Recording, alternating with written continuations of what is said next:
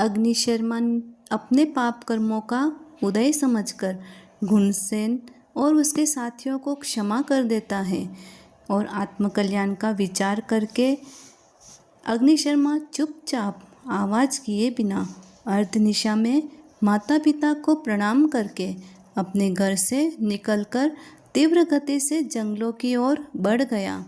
लंबी यात्रा करके अग्नि शर्मा सुपरितोष तपोवन पहुंचा। उसने तपोवन में प्रवेश किया। सामने ही घास के आसन पर पद्मासन लगाए हुए आर्य कौंडिन्य बैठे हुए दिखाई दिए। तपोवन का वातावरण एकदम स्वच्छ, निर्मल और शांत था। कुलपति ने भी अग्नि शर्मा को देखा, उसके अद्भुत व्यक्तित्व को देखा, उसके चेहरे पर अंकित रेखाओं को पढ़ा और जैसे वे सब कुछ समझ गए हों। अग्नि शर्मा ने कुलपति को प्रणाम किया। कुलपति ने पूछा, वत्स, तुम्हारे यहाँ आने का क्या कारण है? अग्नि शर्मा ने अपनी सारी आप बीती राम कहानी सुना दी।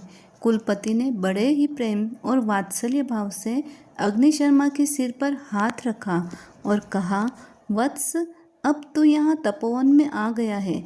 अब तुझे यहाँ कोई परेशानी नहीं होगी, तू निश्चिंत हो जा। अग्नि शर्मा को भी यही चाहिए था।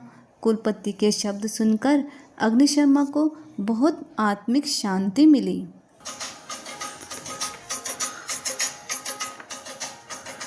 मन में त्याग भाव को लाके शीघ्र ही वन की राह पकड़ के वह पहुँचा सुपरितोष तपोवन धाम पे। कौंडिन्य आर्य के चरण पड़ा सिर डार के।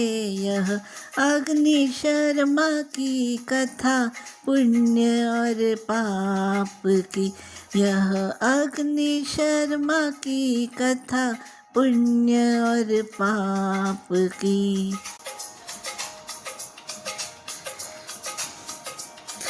स्वहित परहित साधना करते कुलपति आर्य। आप बीती वर्णन करे अग्नि शर्मा दुख आन। अग्नि शर्मा दुख आन। अग्नि शर्मा ने कहा, भगवान, आपकी बड़ी अनुकंपा होगी।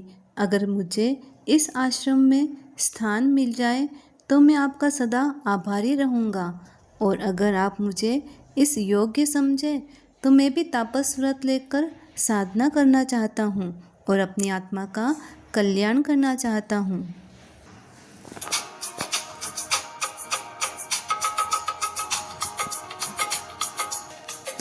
कुलपति आर्य कहे, शांत चित्त आर्य पुत्र, तापसाश्रम रहो यह महासुखदायी है। कोई यहाँ शत्रु नहीं, सब करे प्रेम भाव। नियम व्रत धारो बनो सुव्रत आचारी है। तुम भी रहो कुछ दिन, देखो भलो फिर सोचो। तापस का जीवन कैसा, तुम्हें कैसे रहना है। तापस का जीवन कैसा, तुम्हें क्या करना है। कुलपति ने अग्नि शर्मा की योग्यता को पहचान लिया और उसे तापसी दीक्षा दे दी। अग्नि शर्मा को गेरुए वस्त्र पहनाए गए, त्रिदंड और कमंडल दिया, सिर का मुंडन कर दिया और आश्रम की आचार संहिता को समझाकर उसे व्रत नियम दे दिए। अग्नि शर्मा ने दीक्षा के दिन ही एक भीषण महाप्रतिज्ञा कर ली। उसने कुलपति से कहा, भगवान, मैं जीवन भर महीने महीने के उपवास करूँगा और पालने के लिए केवल एक ही घर में भिक्षा ग्रहण करूँगा, और जिस घर में सर्वप्रथम भिक्षा के लिए प्रवेश करूँगा उस घर में अगर मेरा पालना नहीं हुआ तो अन्य किसी भी दूसरे घर में पारणा करने नहीं जाऊंगा और उसी दिन से दूसरे महीने का उपवास शुरू कर दूंगा। अन्य सभी तपस्वी अग्निशर्मा की इस भीषण प्रतिज्ञा को सुनकर धन्य धन्य बोल उठे।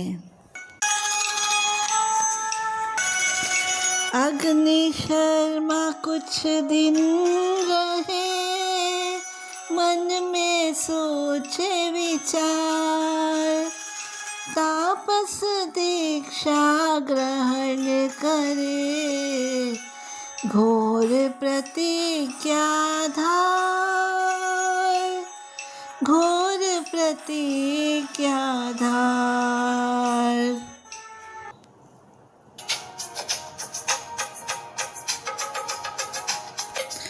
मास मास खमन तप धारे है जीवन भर, पारने में एक ही घर की भिक्षा करूँगा।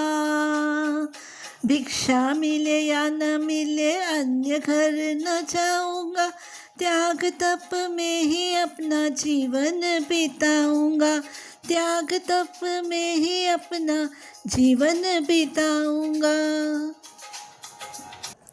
सुपरितोष तपोवन के पास ही वसंतपुर नगर था। वहाँ की प्रजा को जब अग्निशर्मा की भीषण प्रतिज्ञा का पता चला तो वे सभी अग्निशर्मा के पारने वाले दिन अपने अपने घरों के द्वार खुले रखते और शुद्ध भावना करते कि उस महातपस्वी का पारना हमारे घर पर हो जाए। जिस घर में अग्निशर्मा का पारना होता है उसकी तो लॉटरी ही खुल जाती थी। वह घर अपने आप को परम सौभाग्यशाली समझता था। मास मास खमन की तपस्या करते हुए अग्निशर्मा के लाखों मास खमन तप हो गए। बंधुगण, यहाँ आपको ध्यान रखना है कि यह घटना भरत क्षेत्र की नहीं है, यह घटना है महाविदेह क्षेत्र की। वहाँ पर मनुष्य की आयुष्य लाखों लाखों वर्षों की, करोड़ों वर्षों की होती है।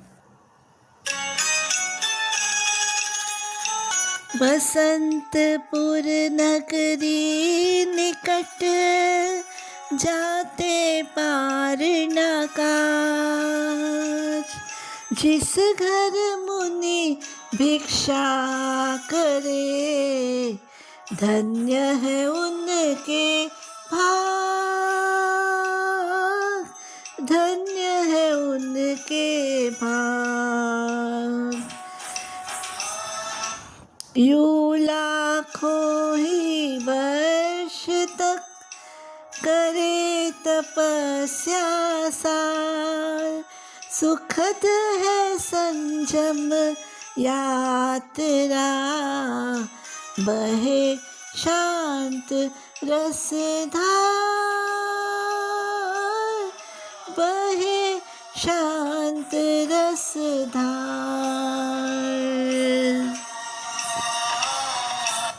क्षिति प्रतिष्ठित नगर के राजकुमार गुणसेन का विवाह राजकुमारी वसंत सेना के साथ संपन्न हो गया और राजा पूर्णचंद तथा महारानी कुमुदिनी ने वृद्धावस्था के पूर्व ही अपने पुत्र राजकुमार गुणसेन को राजगद्दी पर बिठाकर उसका राज तिलक कर दिया।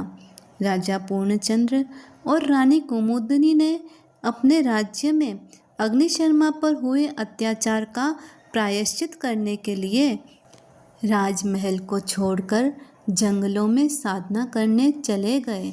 गुणसेन अब एक विशाल साम्राज्य का राजा बन गया। अब गुणसेन का हृदय परिवर्तन हो गया था। बचपन में किए गए अग्निशर्मा पर दुराचार का उसको बहुत अफसोस था। अब वह न्याय और नीतिपूर्वक राज्य का संचालन करता था। प्रजा उससे अत्यधिक प्रेम करने लगी थी। गुणसेन बचपन में नादानी में किए गए अपराधों और अत्याचार को शीघ्र ही भूल गया था और राजकाज में इतना व्यस्त और मस्त हो गया था।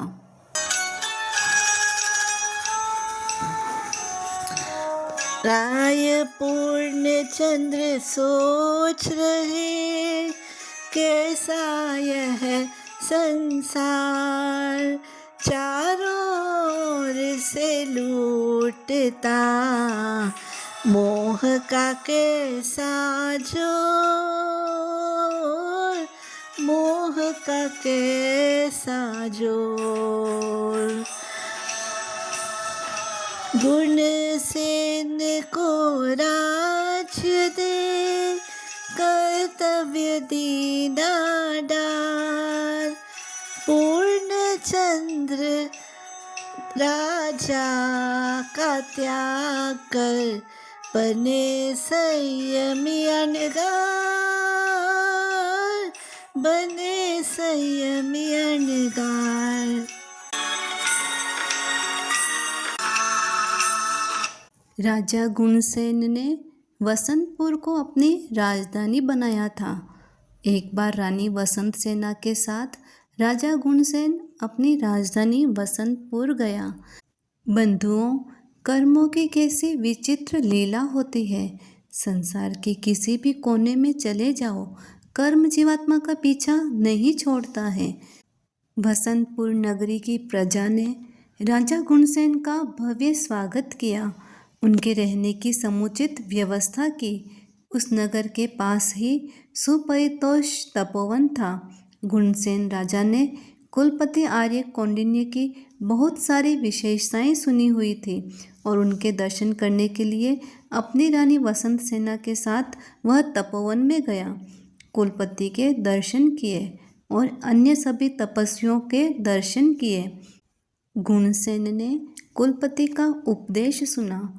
उसके बाद कुलपति से निवेदन किया, प्रभु, कल आप सभी तपस्वी मेरे घर पधार कर भोजन ग्रहण करें, आपकी बड़ी कृपा होगी। कुलपति ने कहा, राजन, एक तपस्वी को छोड़कर अन्य सभी तपस्वी आपके घर भोजन का अवश्य लाभ लेंगे। राजा ने कहा, वह तपस्वी कौन है गुरुदेव? उन्हें मेरा आतिथ्य स्वीकार क्यों नहीं है गुरुदेव? कुलपति ने कहा, वत्स, अग्निशर्मा महातपस्वी है और उसके मास मास खबर तप की भीषण प्रतिज्ञा है। अग्निशर्मा की प्रतिज्ञा को सुनकर राजा का मन उसके दर्शन करने के लिए लालायित हुआ। राजा ने कहा, भगवान, मैं उन महातपस्वी के दर्शन कर अपनी आत्मा को धन्य करना चाहता हूँ। कुलपति ने कहा, अवश्य। कुलपति राजा को अग्निशर्मा के पास लेकर गया। अग्निशर्मा पद्मासन लगाकर ध्यानास्थ बैठा हुआ था। उसका अद्भुत तेज देखकर राजा उसके चरणों में नतमस्तक हो गया। जब अग्निशर्मा ने ध्यान खोला तो राजा गुणसेन को देखते ही वह पहचान गया, किंतु वह मौन रहा। राजा ने अग्निशर्मा को वंदन किया और पूछा, हे महातपस्वी, आप इतना दुष्कर तप करने का क्या प्रयोजन है? अग्निशर्मा ने कहा, राजन, इस दुष्कर तप करने के पीछे 4 कारण हैं। दरिद्रता का दुख, अगले भाव में मेरी आत्मा का पतन न हो, मेरे शरीर की कुरूपता, और चौथा कारण, हे तपस्वी, चौथा कारण क्या है? अग्निशर्मा ने कहा, मेरा कल्याणकारी और उपकारी मित्र राजकुमार गुणसेन। राजा गुणसेन अपना नाम सुनते ही चौंक गया। वह अब अग्निशर्मा के साथ किए गए दुर्व्यवहार को भूल गया था।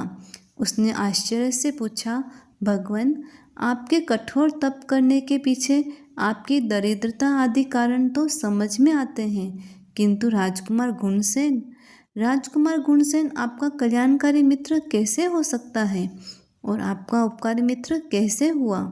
अग्निशर्मा ने कहा, राजन, इस संसार में 3 प्रकार के मनुष्य होते हैं, उत्तम, मध्यम और अधम प्रकार के मनुष्य।